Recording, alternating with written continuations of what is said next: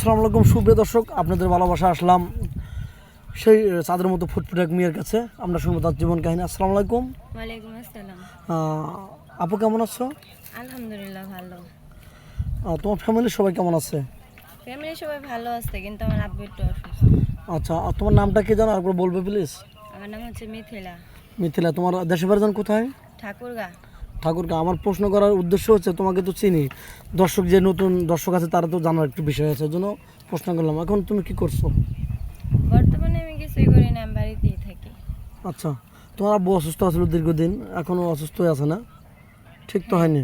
না, ঠিক হয়নি, মানে হয়েছে, মানে মোটামুটি এখনো পরিপূর্ণভাবে সুস্থ হয় নাই। আচ্ছা, তুমি তো অনেক ভিডিও করলে, কোনো দেশ বা প্রবাস থেকে কোনো ভাই সাড়া দেয়নি?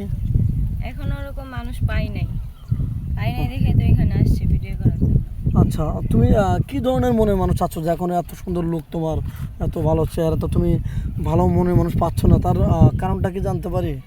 হয়তো তোমার আমার কোন চেহারা জায়গায়? ভালো না, এই কারণে হয়তো পাই নাই, বা আমার ব্যবহার হয়তো ভালো না এই কারণে, বা হয়তো আমি কোনো দিক থেকে কমতি আছি এই কারণে হয়তো এত ভিডিও করার পরও একটা মানুষ হয় আমাকে পছন্দ করলো না, বা কারো চয়েস হয় নাই। আচ্ছা, এটাই হতে পারে তোমার শেষ ভিডিও। কোনো প্রবাসী ভাই যদি তার ওয়াইফ থাকা অবস্থা তোমাকে বিয়ে করতে চায়, তোমাকে চালাতে পারবে, তাকে চালাতে পারবে, তা থেকে তুমি রাজি আছো? অ্যাকসেপ্ট করবে? রাজি আছি, আমার সমস্যা নেই। সে আচ্ছা, যদি তার ওয়াইফকেও দেখে, যদি আমাকে দেখে, তো আমার কোনো সমস্যা নেই। কোনো প্রবাসী ভাই যদি তোমাকে বিয়ে করে বাংলাদেশে রেখে যায়, তুমি কি ওর পরকে লিপ্ত হবা? না, জীবনও না। যেহেতু আমার এই বিপদের টাইমে উনি আমার পাশে থাকবে, তাহলে ওনাকে কেন আমি পরবর্তীতে ছেড়ে দেব? আচ্ছা, তুমি পড়াশোনা কতটুকু করেছো? এসএসসি পাস করছি। এসেছে বাস করছো না? তুমি তো মুসলমান, জি, নামাজ কালাম তো পড়া হয়। অবশ্যই।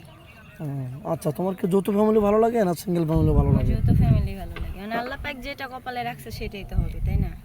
তা তো অবশ্যই। তা যাই হোক, বিয়ের পরে তোমার যেমন এখন তোমার অভাব বা দরিদ্র, তোমার ভালো পরিবারে বিয়ে হলো, আল্লাহ তোমার মুখ বলে তাকাইলো, অনেক ভালো পরিবারে তোমার বিয়ে হলো, তোমার কি কোনো ইচ্ছা আছে যে তোমার স্বামী কিনা কোথাও ভ্রমণ করতে যাবো, কোথাও ঘুরতে যাবো, এরকম আশা আছে? আশা নাই, স্বামীকে নিয়ে সারা জীবন ভালোভাবে সংসার করবো, এটাই আমার একমাত্র ইচ্ছা। ঠিক আছে, কোনো জায়গায় ঘুরতে যাওয়া আমার কোনো ইচ্ছা নেই।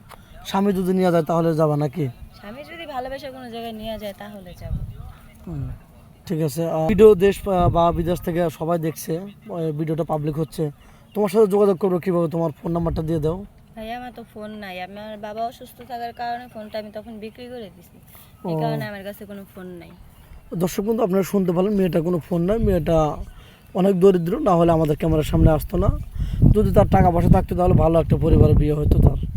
তো যা প্রতিটা মানুষের জীবনে স্বপ্ন থাকে, হয়তো মেয়েটারও জীবনের স্বপ্ন ছিল, কিন্তু এ পর্যন্ত পূরণ হচ্ছে না।